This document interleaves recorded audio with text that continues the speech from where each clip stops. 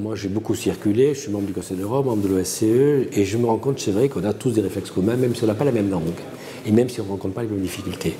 Et lorsque je suis allé comme observateur au Maroc et en Tunisie, je me suis rendu compte qu'il était nécessaire, c'est vrai, qu'il y ait de plus en plus d'échanges entre les partis politiques européens et les partis politiques, notamment les puissances montantes que sont les partis islamistes. J'ai tendance à penser que c'est une des priorités pour l'avenir. Alors, il faut là-dessus, ça se fait comment? Ça se fait par les partis politiques, ça se fait par les régions. Tout à l'heure, je voulais demander à Guesso, qui disait oui, il faut une coopération décentralisée. Moi, je suis entièrement d'accord avec lui.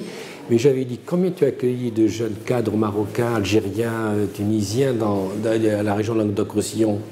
C'est pas plus mal que tu accueilles, je redis ça à Guesso, je n'ai pas pu lui dire, c'est pas plus mal que tu accueilles comme ça des jeunes stagiaires qui voient comment se passe le fonctionnement d'une région.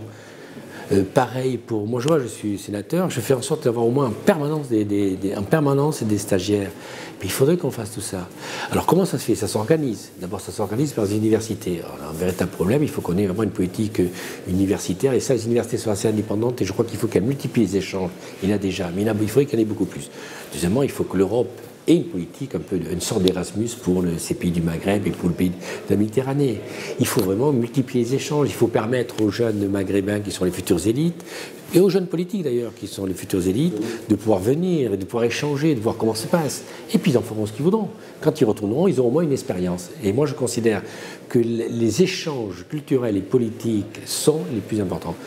Tout à l'heure aussi, il y avait beaucoup de représentants de chefs d'entreprise qui étaient là, parce qu'il y avait des banques, il y avait l'IPMET, en fait, les représentants de beaucoup d'entreprises économiques. Je voulais leur dire ça, bon, je n'ai pas eu le temps de faire de conclusion, mais accueillez chez vous, comme ça, accueillez chez vous des jeunes cadres, des futurs cadres, hein, du Maroc, de l'Algérie, de la Tunisie, de la Mauritanie, de la Libye, d'autres pays, des pays du Levant, accueillez-les, parce que ces échanges sont fondamentaux. Et la politique, et c'est là où moi je considère qu'on est un peu faible en France, notamment à ce niveau-là, parce que nous simplement, je crois qu'on n'a pas de grandes fondations comme les Allemands, par exemple. Et par le biais des fondations, nous pourrions, moi je suis président d'une fondation, mais je n'ai pas les moyens. Je n'ai pas les moyens d'accueillir 10, 15, 20, 30 jeunes qui pourraient venir et suivre les cursus. Prenez la campagne électorale française.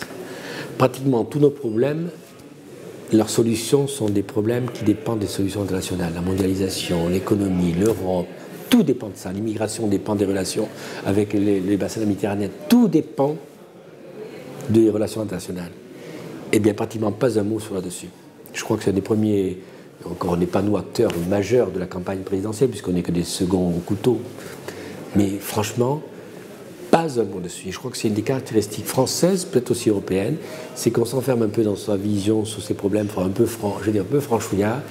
Mais c'est un peu peut-être la faute des politiques ou la faute des médias, je ne sais pas très bien, ou la faute tout simplement de l'opinion publique, qui s'intéresse peut-être qu'à des problèmes un peu immédiats. Mais je ne suis pas persuadé que l'opinion publique ne serait pas ouverte sur une réflexion beaucoup plus large et beaucoup plus importante au niveau international.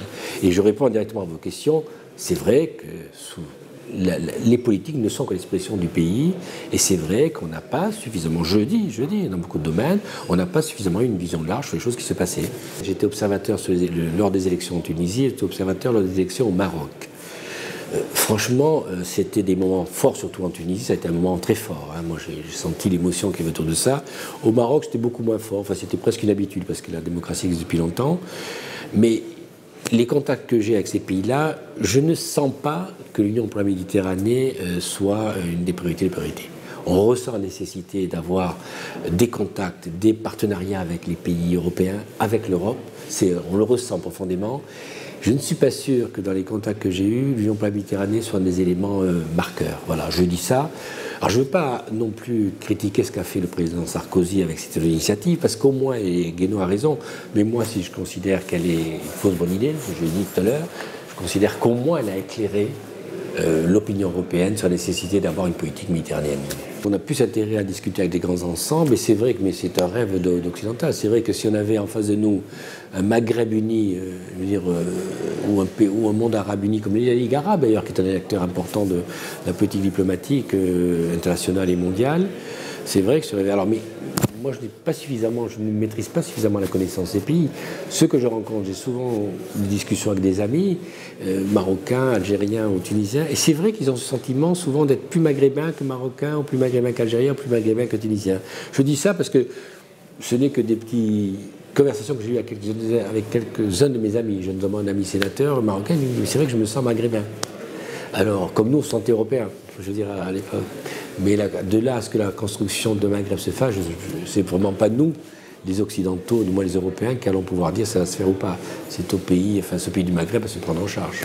Imaginez un pays du Maghreb qui sortirait, qui a des forces, qui a des richesses, qui a une jeunesse, qui est intelligente, qui, je veux dire, qui arriverait à être puissance économique, ce qu'il peut être, qui n'est pas uniquement une économie de rente. Mais vous imaginez l'Europe d'avoir un partenaire comme un pays du Maghreb qui est puissant, qui retrouve sa puissance économique. Ça a été un grand pays, le Maghreb. Et tout ça ne sont pas des rêves impossibles. Il y a suffisamment d'intelligence dans ces pays-là. Il y a suffisamment de culture, il y a suffisamment d'argent, il y a tout. Mais c'est à eux à s'organiser. C'est pas nous, Européens, en plus nous qui sommes quand même une culture colonialiste, hein, on est quand même porteurs de beaucoup de dysfonctionnements dans ce monde-là. Hein. Notre histoire, le siècle d'histoire précédent était quand même à la base de beaucoup de dysfonctionnements dans le monde arabe. Hein. Donc c'est pas à nous à donner trop de conseils, mais c'est vrai que nous, Européens, nous Français, on préférerait avoir des blocs plus homogènes, plus puissants, économiquement existants, culturellement existants. Regardez les potentialités économiques qu'il y a dans ces pays-là. Je dis parce que c'est pas utilisé. Voilà.